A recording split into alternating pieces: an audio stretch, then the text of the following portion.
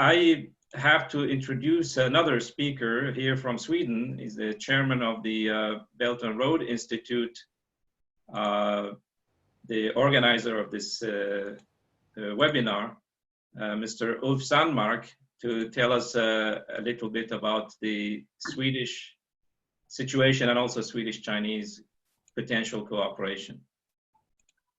Hello, do you hear me? Yes. I have a little PowerPoint here that I could share with you. Okay. 1 second. No. Okay. So anyway, there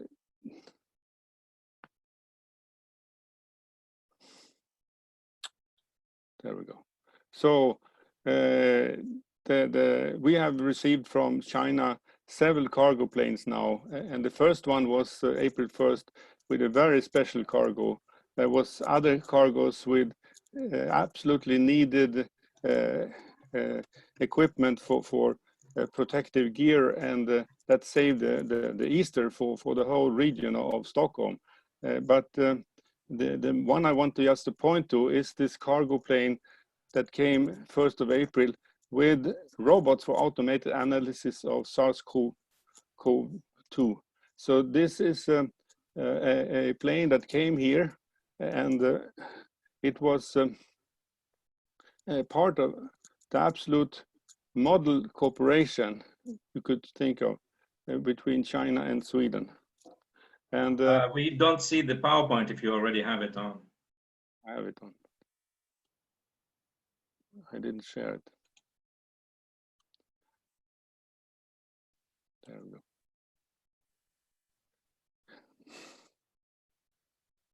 I will cut this a bit short because okay. we are, but now I'm trying to share it. Yes, here we go. Do you see it now? Yes. Anyway, this cargo plane brought robots for automated analysis, and it's how do I go to next slide?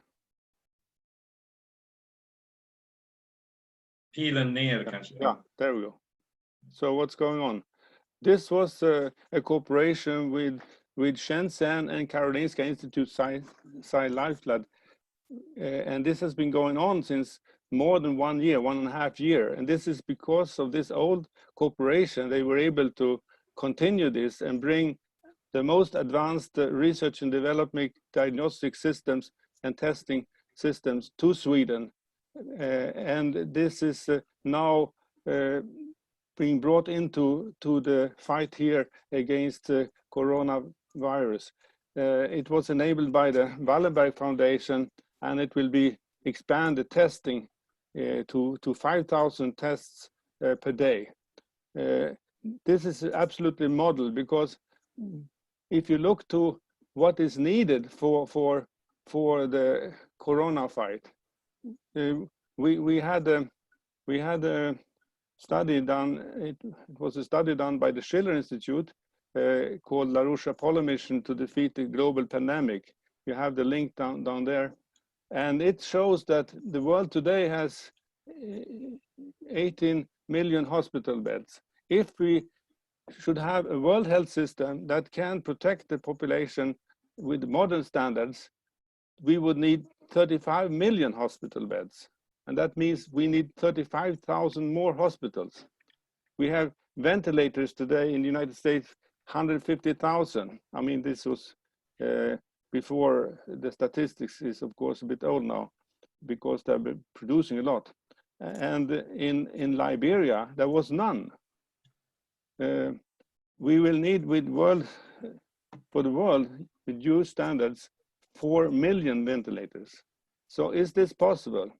Well, this is the idea of the whole Health Silk Road and the Belt and Road Initiative to use the system of leapfrogging. It is the only possibility to solve these problems, is to do innovations.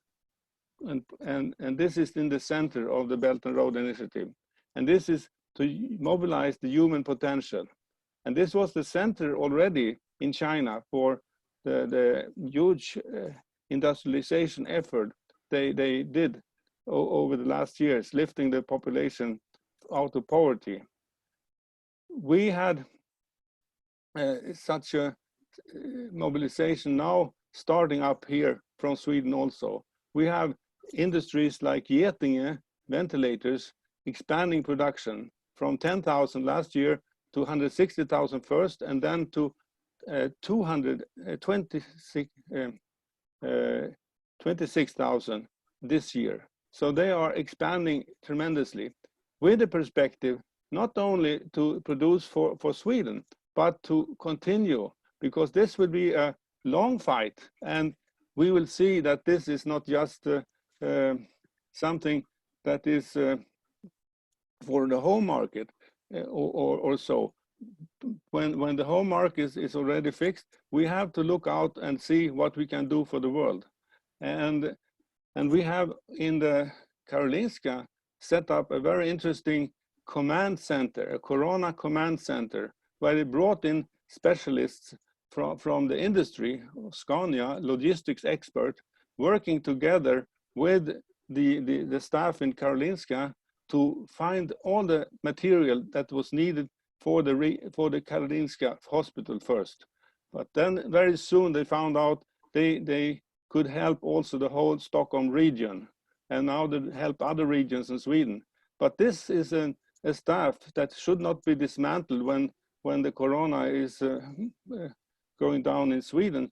This is a staff that could be developed to a command center for helping the cooperation with the whole world to see. They used not only the Scania workers that was immobilized because of the stop or the factories of this truck producing industry in Sweden, but they also used the Scania workers in China to cooperate with them to find the suitable factories there to do the deliveries to meet the demands here in Sweden. So this is an exemplary, because what we need is railways, power, water, food, and this is the backbone of modern health systems.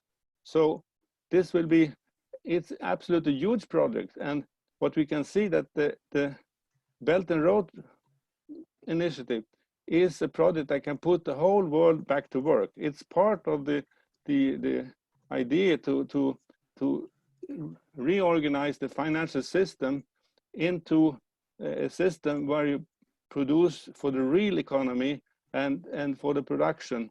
And this way you actually strengthen the financial system, which has a backbone then in the real production and the functioning real economy and developing the potentials of the different nations. I just want to point to one big thing that happened last week. That was that Denmark started to build a huge tunnel project to Germany, the Fehmarn Belt. It's the world's longest immersed tunnel. They even started this project before it was agreed in Germany. So they have not the full permissions from the German side to build it, but it's decided to start this as a part of a project for the development of the crisis, as a crisis policy. And we can see the whole Scandinavia needs to have this kind of development. I have pointed out a lot of links here, and we can also see that in this way the Nordic triangle of cooperation can become a main road from China and Korea and Japan to the Western Europe, because we have the shortcut over the northern hemisphere going through Scandinavia, and in this way we can be a bridge for the world. And as we see what was done with the Karolinska project, working with China and Sweden for research, this is absolutely a center for international research. We can bring in American research, Chinese research, and Sweden can become a real bridge for the world. So thank you.